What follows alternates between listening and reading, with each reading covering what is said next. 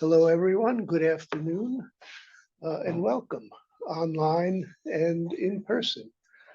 My name is Larry Rosenthal. I am the chair of the Berkeley Center for Right-Wing Studies. And today we are going to present a talk by Cristina Borrellas, which should be very interesting because Christine Borrellas, Professor Borrellas is going to tell us about something happening in Sweden that we have all experienced in this country. And a lot of us think, well, it's not happening there, but we'll see. I want to ask a few things before we start. One of them, please turn off cell phones, which I would appreciate. We are at the Center for Right-Wing Studies putting on this event, but we have had co-sponsors who I'd like to thank: the Institute of European Studies and the Berkeley Interdisciplinary Migration Initiative. For people who are online, if you want to ask questions, please use the Q&A feature. Professor Borrellas will speak for about 30 minutes, and then we will open the floor for questions. Okay. It is a terrific pleasure to introduce Cristina Borrellas. She's a professor of political science at Uppsala University in Sweden and is a visiting scholar here at the Center for Right-Wing Studies. Her research focuses on ideological change, inequality, and discrimination, particularly in its discursive forms. She has recently examined how both radical right and mainstream parties in Western Europe have turned against migrants and Muslim minorities. And she also studies obstacles to climate change, migration in urban settings, with a particular focus on radical right parties. Her latest book is Analyzing Text and Discourse: 9 Approaches for the Social Sciences. And today's talk will be based on her book, Migrants and Natives, Them and Us: Mainstream and Radical Right Political Rhetoric in Europe. Please help me welcome Professor Borrellas.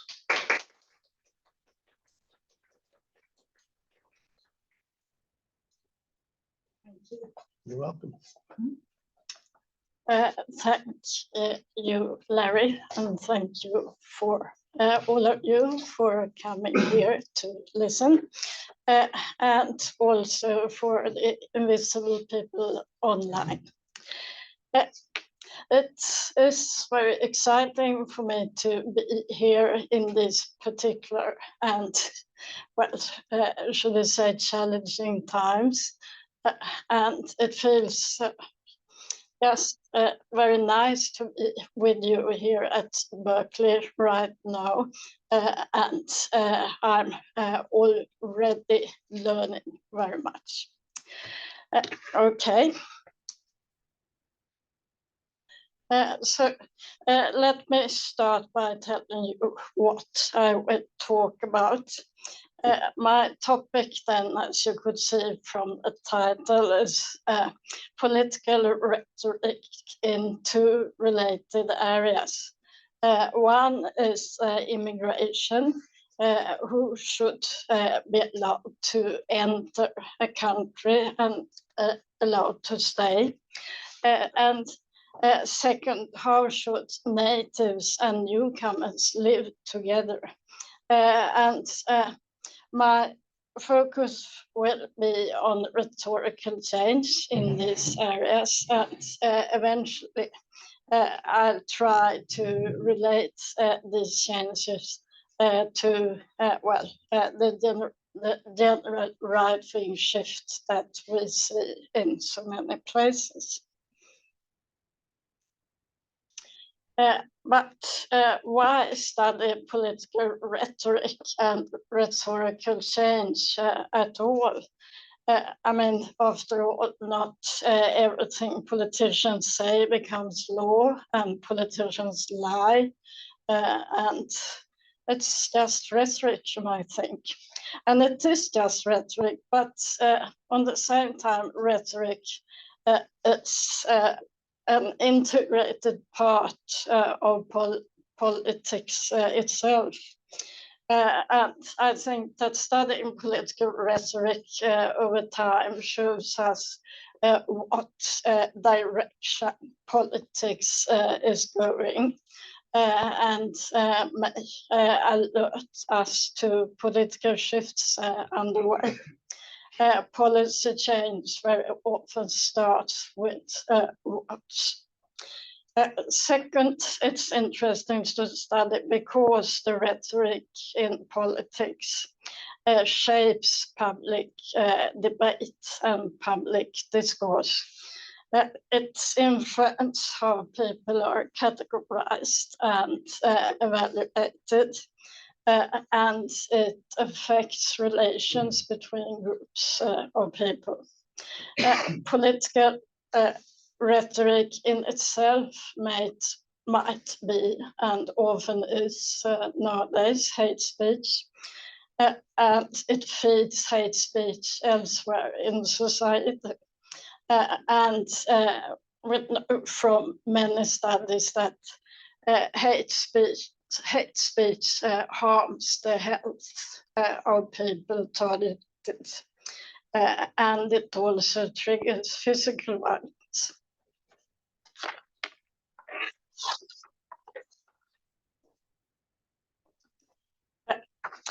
And I will draw on studies of election campaigns. The material I've studied includes manifestos, debates, posters, and more. I've studied several campaigns for general elections in detail in Austria, Denmark, and Sweden. And I've also looked at many election manifestos in Germany, Norway, Spain, and the UK.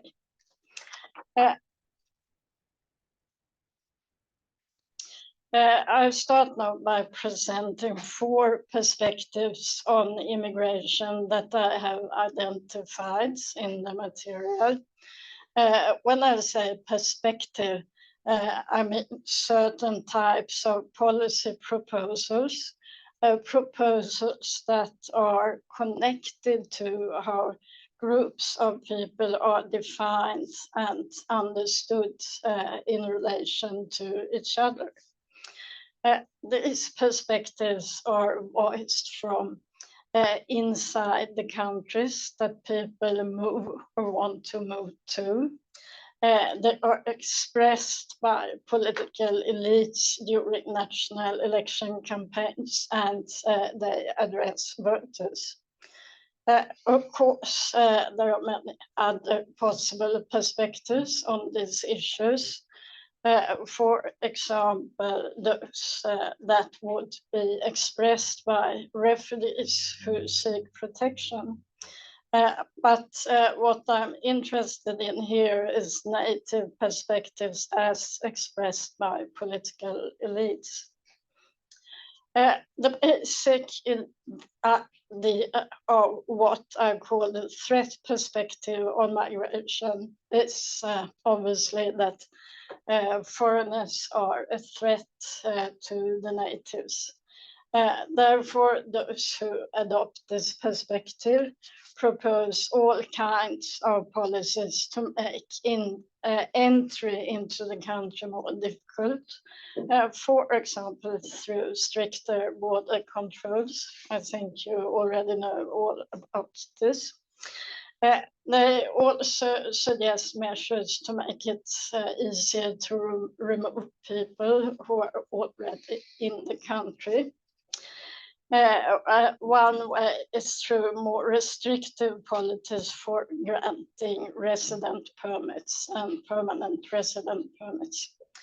And another common proposal is to expel more foreign citizens who have been sentenced for crimes by endlessly repeating this demand. The threat perspective is reinforced since it links non-natives with crime. And as you know, radical right parties very often speak from this perspective, and so do many mainstream parties, especially those on the right. This perspective is most commonly used when it comes to refugee immigration. The radical right, but very seldom the mainstream right, also frequently applies this perspective to labor immigration, and I'll get back to that. The right perspective is the perspective of the Geneva Convention, the international treaty that obliges states to protect refugees. This perspective places those involved in very different positions compared to the threat perspective. Refugees and asylum seekers are right holders, while the natives of the receiving countries have a duty to uphold those rights. The argument from this perspective is usually that refugees' right to seek asylum and to live at a decent standard while the case is being processed should be respected, and that procedures should be made safe. You might expect this perspective to be strongly present in my election material, since all the 7 countries I'm talking about have ratified the Geneva Convention, of course. That is not the case. It is sometimes voiced in election propaganda from liberal, social democratic, green and left-wing parties, but it's not very common. According to the charity perspective, refugees deserve help that natives of safer countries should provide. This places natives in the position of the good givers. That commendable role may even be used in national propaganda, and I'll give you an example of this shortly. This perspective is not uncommon in the debate, and it's used not to be uncommon anyway, and it's voiced by different mainstream parties. The utility perspective, finally, is almost exclusively applied to labor immigration. Migrants from this perspective are seen as an asset for us, the natives, and they should be allowed to move to and work in our country when their labor is needed. This perspective is mainly promoted by mainstream right-wing parties who often have ties to the business sector that wants to be able to import labor when needed. For the radical right, the utility perspective often creates a dilemma. The general view of immigrants as threats clashes with the wish to present themselves as defenders of the native population and its alleged interests. And often they do not want to oppose the interests of the business sector either. Different radical right parties take somewhat different positions on this issue. For lack of time, I will only give you 2 examples of 2 of these perspectives. This is a clear example of the threat perspective expressed by one of the far-right parties, the Freedom Party, in national elections in Austria. As you can see, this message provoked opponents of the party as well. So there's dialogues going on these issues. The policy message here is simple and striking. State money should be spent on the pensions of the native populations, not on asylum seekers. The subject positions here are a bit more implicit, but still fairly clear. Asylum seekers are presented as a threat to Austrian pensioners whose pensions are said to be at risk here.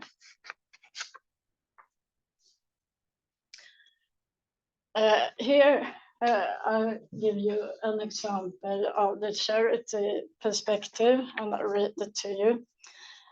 These people have an open door here. With the images we see down there, we cannot shut the door in their faces. We shall be generous. People are fleeing for their lives. This was expressed by the Swedish Social Democratic Prime Minister during the national elections of 2014, referring to refugees from the Syrian civil war.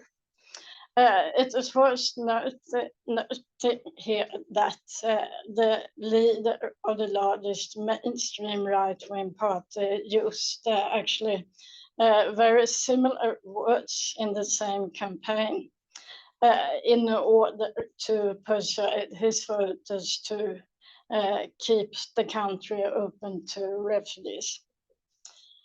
Sweden actually stands out in the material for its political elites framing the country in this way in regard to refugee immigration as a generous country. That used to be a very common expression. Favor generous refugee politics. And I've seen the expression Sweden as a humanitarian great power used several times in election debates by different political parties. This kind of nationalism and nationalism of generosity is, however, no longer politically possible in Sweden. And the rhetoric of generosity is not used in the current debates on migration politics. Over the last decades, there has been a clear shift towards the threat perspective on refugees, a securitization of immigration throughout Western Europe. And also in Eastern Europe, but I haven't studied an Eastern European country. And the shift became especially clear after the so-called refugee crisis of 2015, which can also be referred to as a solidarity crisis for solidarity with refugees. That year, more than 2 million asylum applications were made in Europe, more than 3 times as many as the year before. And the majority of the applicants were fleeing the Syrian civil war, but many also came from Iraq, Afghanistan, Eritrea, and other countries.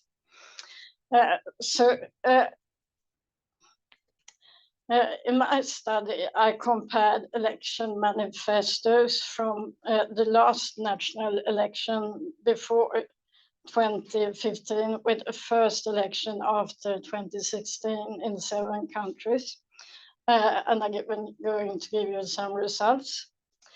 There was a more or less clear shift towards the threat perspective in 6 out of the 7 countries I analyzed. Only the political rhetoric in the Spanish manifestos did not follow this pattern. On this slide, MSR refers to the largest mainstream right-wing party in each country, and SD to the Social Democratic or Labour Party. As you can see, it was mainly the right-wing parties that moved towards the threat perspective, but the Labour parties are catching up, you can say. In some countries, the change was less dramatic. This is an example from Germany. And these are headlines and subtitles for texts that are almost exactly the same. So what has changed here is not that the right-wing party here has adopted fully developed threat perspective with lots of suggestions for policy changes, but they have reframed the issue. In 2013, they claim that diversity enriches, create a culture of welcoming, and as subtitle, protection for those in need of protection. And in 2017, security at home and abroad, help people in need, control and reduce migration, and ensure the consistent return of rejected applicants. So refugees here go from being described as people in need of protection who enrich Germany and should be welcomed by Germans to being portrayed as security risks. In Sweden, the shift was more marked. On the slide that I used to illustrate the charity perspective, you saw a statement from a social democratic prime minister during the election campaign of 2014. Here, by contrast, is a statement from last year made by a different prime minister, this time from the mainstream right-wing moderate party of Sweden, in the government's declaration. But I want to add that this party had already shifted in the 2018 campaign, which was the first after 2015.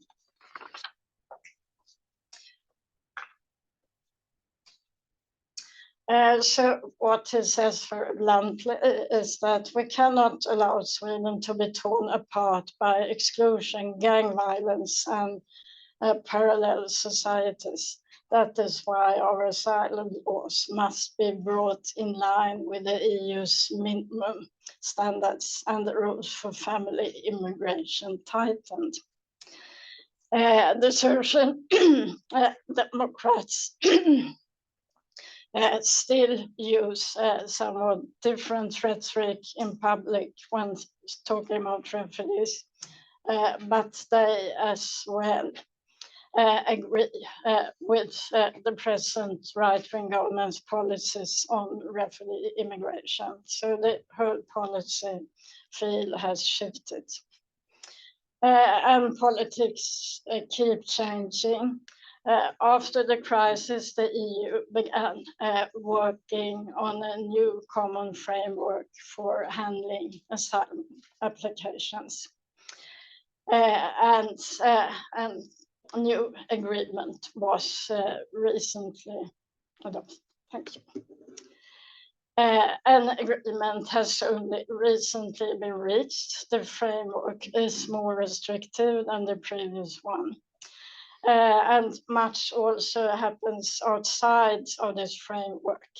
both the EU as an organization and individual EU states have made agreements with countries along refugees' routes to Europe. And these agreements are designed to stop refugees from reaching Europe to apply for asylum. And in many European countries, both governments and political oppositions are pushing for an even more closed Europe. And in practice, asylum seekers are most likely being kept out or pushed back in illegal ways in several places.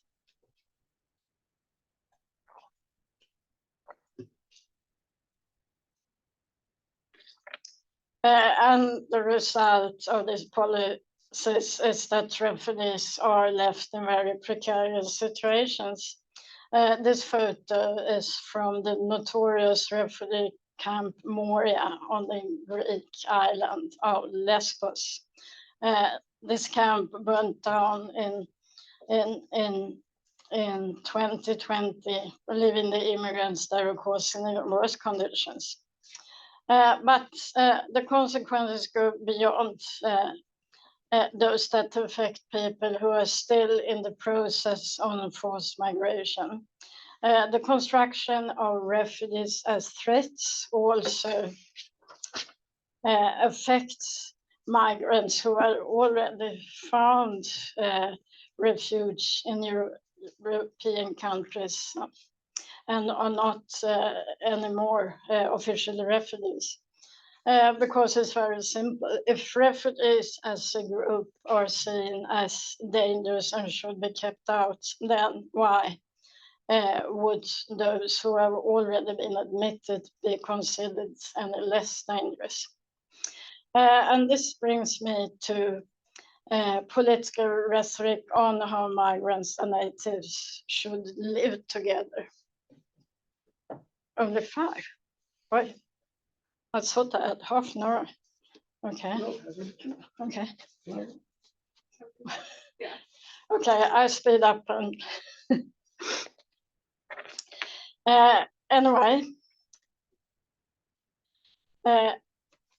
Here I distinguish between 2 perspectives, the equality perspective, where the goal is that everyone living in the country should, as a minimum, have the same rights and duties and be free to live according to their culture and way of life, as soon as everyone follows the laws. From the native dominance perspective, by contrast, the natives of a country are seen as having superior rights and as representing the culture that truly belongs in that place. So this has led to, for instance, fierce attacks on cultural and religious symbols, radical right parties in particular, everywhere have proposed banning the hijab in certain jobs or also in public places.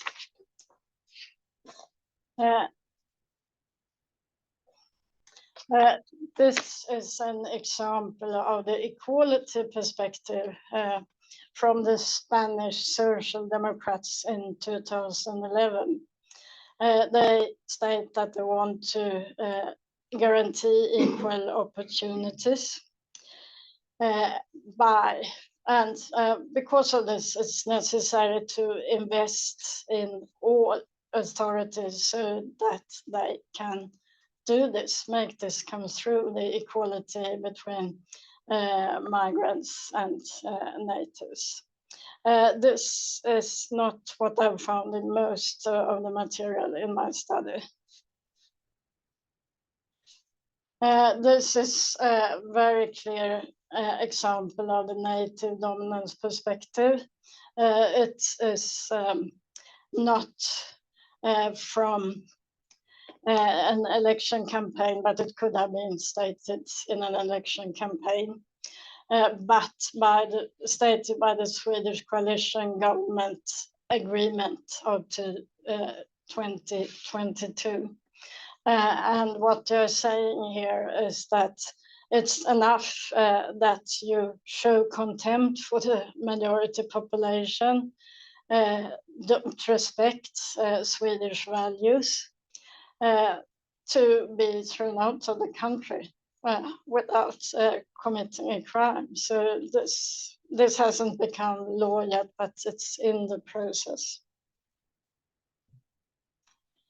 This is also a very clear example from the Swiss People's Party in 2009, attacking minarets and Muslims. As you can see, the image shows minarets draws as missiles piercing the Swiss flag. This picture leaves no doubt, I think. Islam is foreign and dangerous. The Muslim person is portrayed as a threat. The related policy proposal, which did become law, was nationwide ban on building minarets.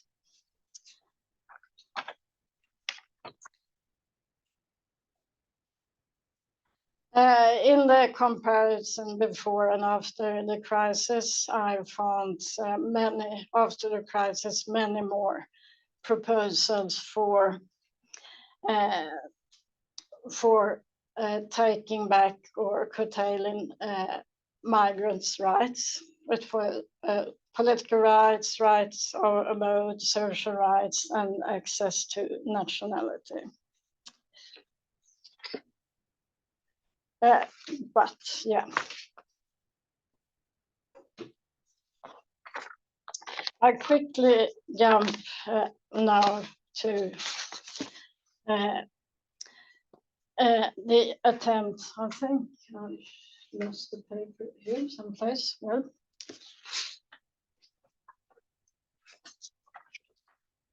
no.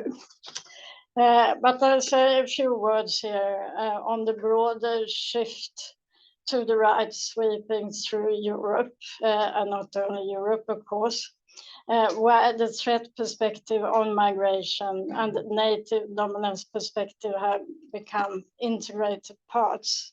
And this development, this process, of course, differs between Western Europeans countries, but many of them share a similar trajectory during the last 50 years or so, from a dominance of social liberalism and social democracy.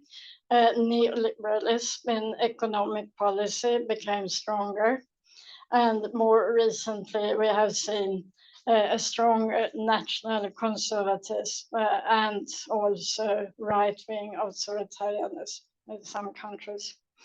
I focus on Sweden here, both because that's the history I know the best, and because the change has been so, well, thorough here. I think I'll jump from the era of social democracy and social liberalism, roughly.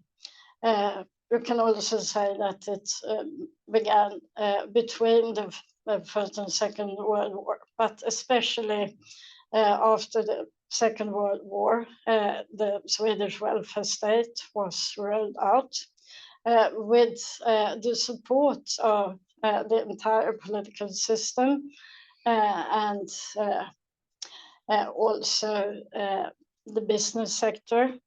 And Sweden had large labor immigration during this period because the Swedish government managed to keep Sweden out of the Second World War by consenting to the Germans in certain respects. So Sweden did not get bombed and had a very strong industrial sector that needed work, and a larger workforce. But after 1973, with the oil crisis, labor immigration was all but stopped, but then slowly taken up again. And during this period, up until the 1990s, migrants in Sweden held very strong rights compared to most other countries, and refugees were comparatively welcome. Yes. But now we have seen the changes. Neoliberalism was rolled out in Sweden, starting in the as early as in the late 1970s by the Confederation of the Swedish business sector, launching large campaigns. And since 2010, Sweden has a very potent radical right-wing party in government. And what we have now since 2022 is a coalition right-wing government that governs on the mercy of this party. Okay, so this brings me to the current situation in my last 30 seconds. I have no slides on the future to offer you, and I'm not even sure I would like to have one. Thank you very much for your attention.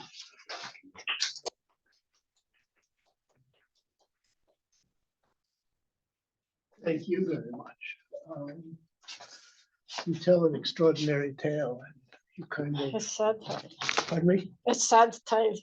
A sad tale, yes. I think sad and extraordinary can live together.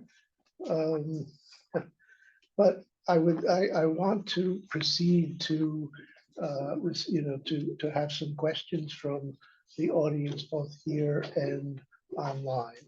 So do we have online questions? Not yet. No. Not yet. Okay. And here, please. What do you see as the most effective pushing back against this right wing, this move to the right? Has there been any effective rhetoric on the opposing sides, I would say? So far, not in Sweden, no.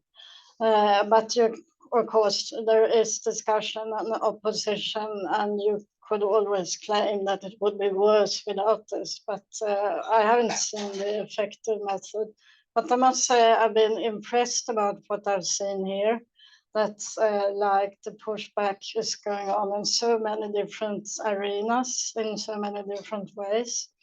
And I started to visit Indivisibles meetings, and they impressed me very much by their very advanced strategies and being so active.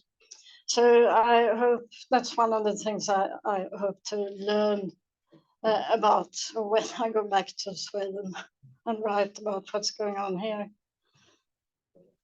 Anybody else? No, I was curious when you were speaking about, I guess, the far right, the formations beyond the electoral parties, and a couple of things I'm curious about. One is how this the extreme right might be networking to understand themselves as a European-wide phenomenon. And the other thing I'm curious about is, especially here, one thinks about it a lot, or you can, the presence of or the threat of right-wing militias. Mm. Yeah, they are networking. Like the EU Parliament, for instance, has two groups of parties now that can be defined as the far right, and they get they're influenced by what they see here, of course, and has for a long time had contacts apparently with lobby and groups here. The neoliberal turn seemed like the right had more contacts with what was going on in the UK, perhaps, but now it seems to be much influence coming from here. We haven't seen militias yet in Sweden, but there has been a number of hate murders, and that has been going on since the 1990s. But militias we don't know about yet, and why. And can you say, is there a sense among immigrant populations of physical threat from militia-like organizations? In some areas, yes, I would say, because they have experienced like physical attacks. But I think what's more spread now is among the migrant population is like they are pushed out by the government, by the state, which is a very serious thing, which is of course exactly what's happening here too. They're not wanted anymore. That's the feeling. I have a question from the online audience. How do you explain the parallel shift across Europe from the rights charity perspective to the threat utility approach? In other words, why is it so widespread? It's a different question. And the question is, why do we see the same pattern almost, well, outside Europe as well, from more of welfare state defenders to neoliberalists to this what we are seeing now. And I think there were many complex factors behind it here, and some are probably inherent to how capitalism works. First the neoliberal shifts, and then the need to sort people differently. I think that's what racial capitalism teaches in a way, and I think there's something to it. But also large propaganda apparatus in many countries, not least in Sweden, and of course here. Well, they also influence each other, and I mean the parties in the different countries.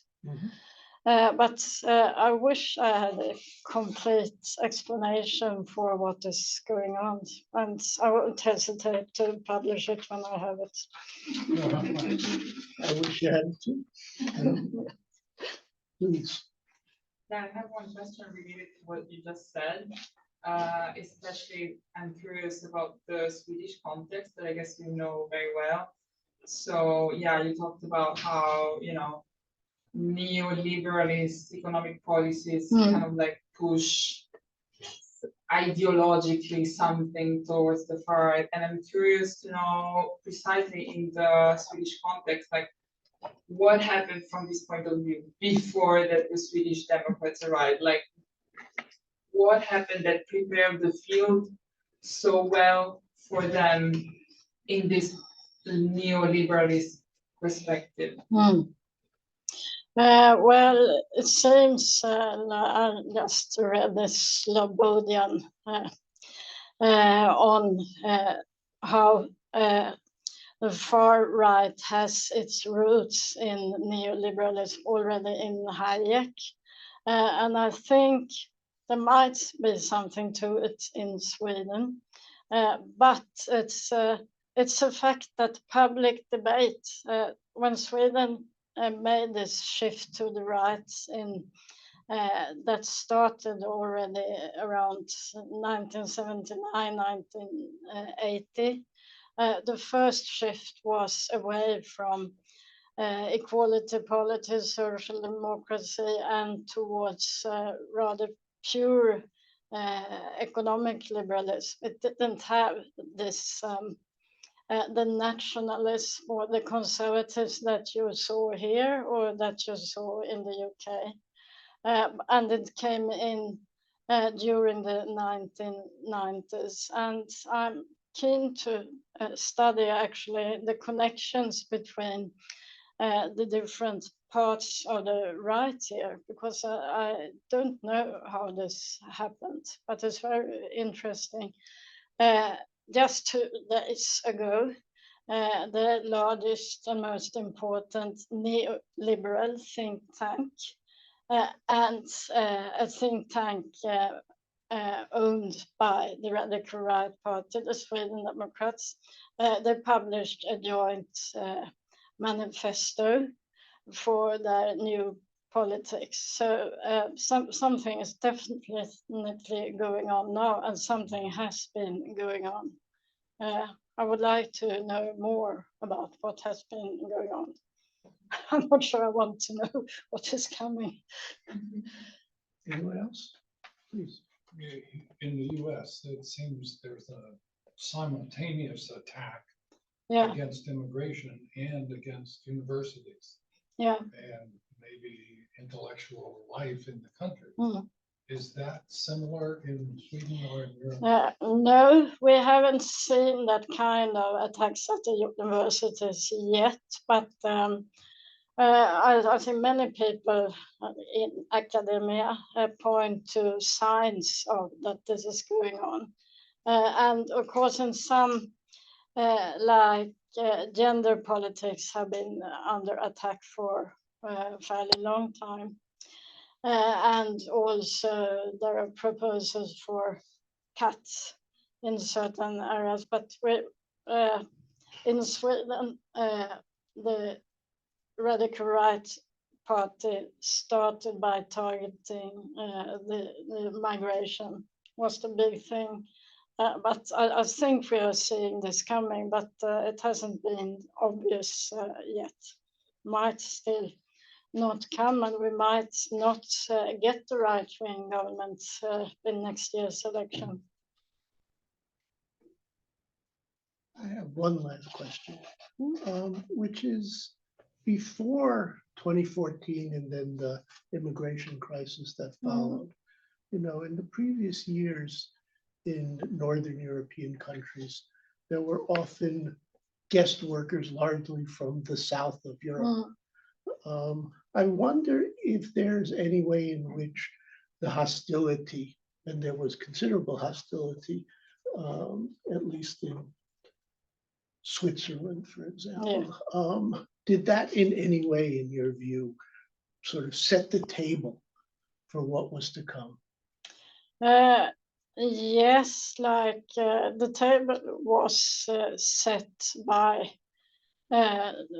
different radical right, extremist right groups in the beginning. And yeah, like was built up during the 1990s, and also in the first years of the 1990s, there were several attacks on refugees, for instance, and like two different. It's an interesting question how the attitudes to labor migrants relate to the attitudes to refugees, because it was always seen as if they were in Sweden for different reasons. And it was conceptualized that way. And then, of course, you saw the radical right just attacking everything foreign. So these borders became more blurred. But yeah, I don't have a good answer to this, but of course, the first larger waves of immigrants were after the Second World War were labor migrants, and then came in the 1970s more refugees. And there were war refugees also just after the war. Did the movement to the right in any way coincide with criticism of the EU and any desire to get out of the EU? Not really, because the strong right, the strong part of the right were the organized private sector, and they were in favor of EU membership. And there was a referendum, and the yes won rather, not with a big, with a small majority. So. One last question, go ahead. Thank you. I know that in one of your slides, you shared the quote of one of the Sweden parties of 2024. We cannot allow Sweden to be torn apart by exclusion, gang violence, and parallel societies. I was wondering, because that to me sounds like it's towards the Sweden citizens who are who they are defining to be included. Well, what is that saying? What has been done to make immigrants believe something about themselves, or what has been said so that the immigrants have their own perspective? How is that being deteriorated or affected? Well, there's not one immigrant perspective, of course, but of course this is scary for, especially for a person who has lived a long time in the country with residence permit, but not with citizenship. Mind you, it's now another proposal is to make it more difficult to be naturalized, to obtain citizenship as an immigrant. So more people will be in this unstable situation. And of course, it's a horrific proposal, because it also is an attack on the political rights of people. Perhaps you can't take part in Gaza demonstration, for instance, if you don't, if you're not a citizen. It's not law yet, but and it might perhaps not become law, but it opens up for a different way of being in Sweden if you're not a citizen. Well, join me in thanking Professor Boreas. Thank you all for being here.